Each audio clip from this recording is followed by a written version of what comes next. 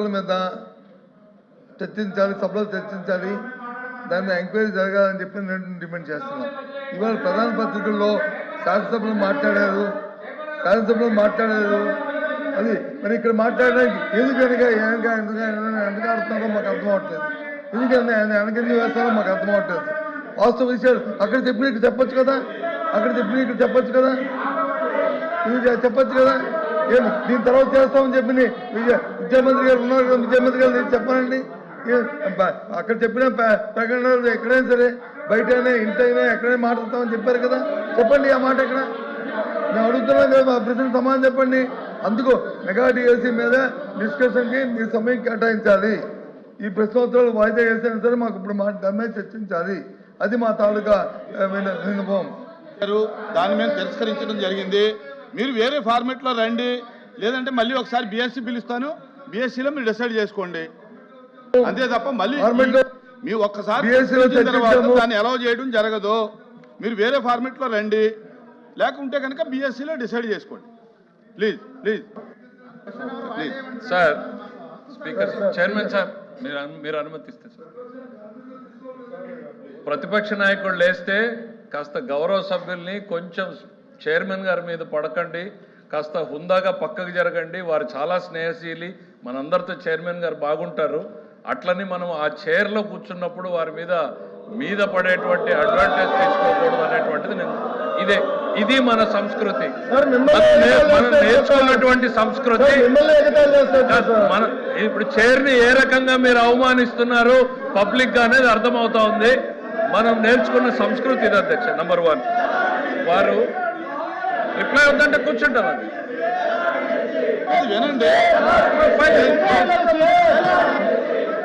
DSC మీద చర్చించడానికి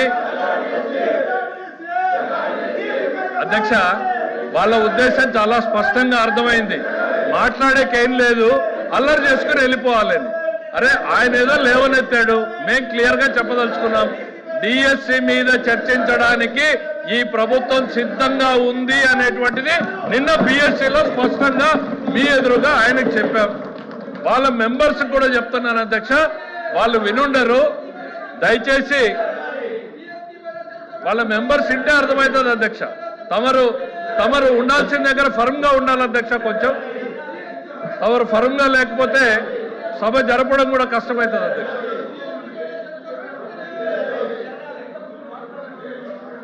వినండి సార్, గౌరవ ఎల్ఓపి గారు అడిగిన దానికి ప్రభుత్వం నుంచి మా స్పందన ఇచ్చినప్పుడు వినే ఓపిక ఉండాలి. వాళ్ళ అజెండా ఏమైనా ఉండొచ్చు, అజెండా అల్లరి చేసి బయటికి వెళ్ళిపోవడం అనే అజెండా అయి ఉండొచ్చు, చర్చ పెట్టాలనేటువంటి అజెండా అయి ఉండొచ్చు.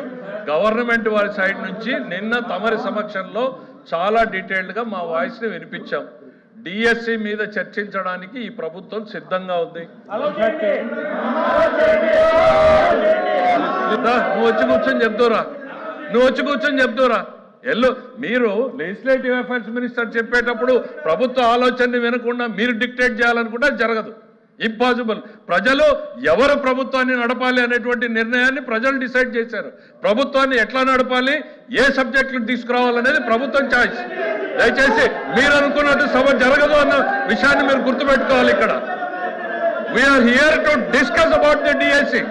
ప్రజలకు ఒకవైపు ఎల్నినోతో ప్రజలు ఇబ్బంది పడుతూ ఉంటే తాగునీరు, సాగునీరు, వ్యవసాయం ఏ రకంగా ఈ ప్రభుత్వం వాళ్ళని ఆదుకోబోతున్నాం అనేటువంటి బాధ్యతాయుతమైనటువంటి సమాధానం చెప్పాల్సిన మీరు నిర్లక్ష్యంగా ప్రజల పట్ల ఏమాత్రం కూడా అంకిత భావం లేకుండా, వాళ్ళ సమస్యల గురించి చర్చించకుండా కేవలం రాజకీయాలు చేయాలనేటువంటి ఆలోచనతో మీరు ఈ అల్లరి చేసేటువంటి కార్యక్రమం చేస్తున్నారు తప్ప రైతులు ఏ రకంగా ఇబ్బంది పడుతున్నారు, కృష్ణా డెల్టాలో రైతుల పరిస్థితి ఏంటి, గోదావరి డెల్టా ఏంటి, రాయలసీమ ఏంటి, ఉత్తరాంధ్ర ఏంటి, ఈ రైతుల సమస్యల గురించి ఒక్క నిమిషం మీరు మాట్లాడారా?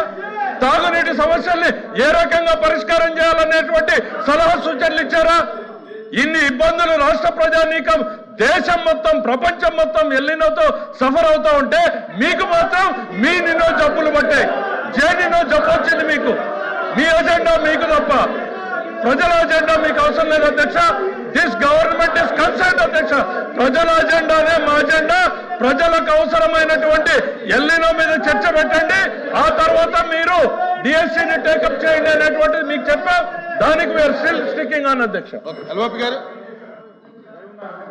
లెజిస్లేటివ్ అఫైర్స్ మినిస్టర్ గారు రాష్ట్రం మీద, రాష్ట్ర ప్రజల మీద ఎంత అభిమానాన్ని చూపెడుతున్నారో మేము చూసాం. మరి ఈ అభిమానం అసెంబ్లీలో ఏమైంది అధ్యక్ష? ముందు డిఎస్సీ అక్కడ చర్చించిన తర్వాత ఏదైనా చర్చించారు కదా, మరి అక్కడ ఏమైంది అంటే అక్కడ లేదా ఇక్కడ వచ్చిందా? మేము మొదటగా ఎజెండాలో పెట్టింది మేము, వ్యవసాయం మీద చర్చించాలని అడిగింది మేము. డిఎస్సీ మీద చర్చించిన వెంటనే వ్యవసాయం మీద చర్చించండి, ప్రజలు ఇబ్బంది పడుతున్నారు, వర్షపాతం లేక, ఎరువులు దొరక్క, గిట్టుబాటు ధరలు లేక ఇబ్బంది పడుతున్నారు, అల్లాడుతున్నారు, ఎప్పుడు ఇలాంటి పరిస్థితులు ఈ రాష్ట్రంలో లేవు అని చెప్పింది మేము. ఇటువంటి పరిస్థితుల్లో ప్రజలను ఆదుకోవాలని చెప్పాం. మరి అసెంబ్లీలో మరి ఎందుకు పెట్టారు అధ్యక్ష? ముందు డిఎస్సీ పెట్టండి. అక్కడ లేదా? అక్కడ ప్రజలు కాదా? అక్కడ చర్చించిన ప్రజలు కాదా? అక్కడ వచ్చి వెళ్ళిన రెండో పెడతారు, ఇక్కడ వచ్చి మాత్రం ఇక్కడ పెడతారు. అంటే ప్రజల మీద ఎంత శ్రద్ధ ఉందో. క్వశ్చన్ అవర్ అయిన తర్వాత బిఎస్సీ పిలుస్తాము, బిఎస్సీ లో డిసైడ్ చేసి మీరు అది లేదు, నన్ను పిలిచారు. ఓపెన్ చేయండి అధ్యక్ష, అధ్యక్ష అధ్యక్ష అధ్యక్ష అధ్యక్ష ఓపెన్ చేయండి. ఇప్పుడు 4 రోజులు పెట్టారు అసెంబ్లీని, ఇంకో 2 రోజులు పొడిగించండి, బిఎస్సీలో పొడిగించండి, మాట్లాడుకుందాం. మాట్లాడదాం. ఎంత ప్రజల మీద వాళ్ళకి అభిమానం ఉందో, ఎంత ప్రజల మీద మాకుందో అసెంబ్లీ కౌన్సిల్ తెలుసుకుందాం. ఇంకో 2 రోజులు పొడిగించండి. అది బిఎస్సీ 4 రోజులు ఎందుకు పెట్టాలి? అది ఇక్కడ కాదు కదా మనం డిసైడ్ చేసింది, బిఎస్సీలో మాట్లాడు. సరే మీరు ఏమి ఇచ్చామో అధ్యక్ష, అధ్యక్ష జీవితంలో ఏ ఉద్యోగం ఇచ్చామో, జీవితంలో ఒక్కసారి డిఎస్సీ ఆయన కూడా మంత్రిగా ఉన్నాడు, వీళ్ళు డిఎస్సీ గురించి మాట్లాడతారు, మేము వినాలి. వాళ్ళందరూ గౌరవ సభ్యులు పైనకెళ్ళి డిఎస్సీ గురించి మాకు చెప్తారు, మేము వినాలి. అరే తెలుగుదేశం అంటేనే డిఎస్సీ 1 కాదు, 2 కాదు, 3 కాదు, 4 కాదు, 14 సార్లు డిఎస్సీ ఇచ్చింది తెలుగుదేశం పార్టీ. మీరేమిచ్చారు? ఒక్కటి కూడా ఇవ్వలేదు. మనుషులకు కాస్త ఆలోచన ఉండాలి అంతే. అరచుకోండి, అరవండి చాలు. మన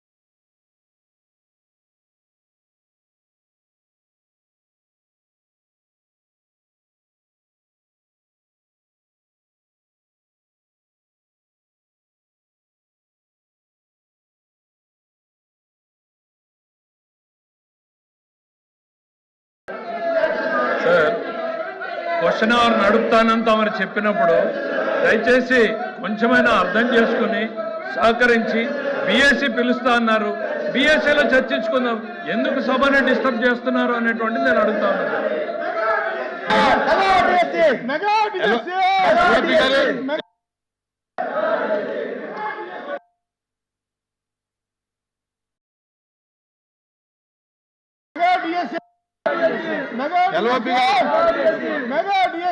క్వశ్చన్ అవర్ అయిన తర్వాత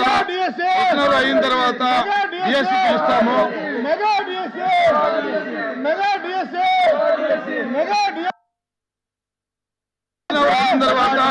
క్వశ్చన్ అవర్ అయిన తర్వాత బిఎస్సీ పిలుస్తాము, బిఎస్సీలో మీరు డిసైడ్ చేయండి.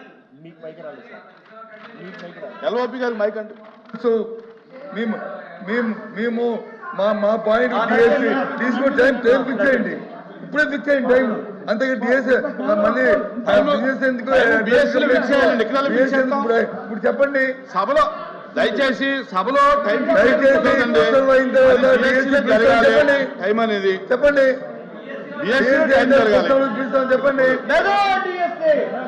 అంతే ఏంటిది? మెగా డిఎస్ఏ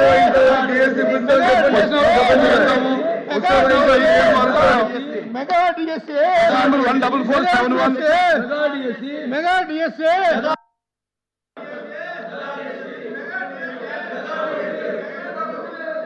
ఏ ప్రశ్నకు లేదండి ఈ ప్రశ్నకు అవునండి. మెగా డిఎస్ఏ 95 వక్ చట్టం కింద సెక్షన్ 51(a) ప్రకారం అనుమతి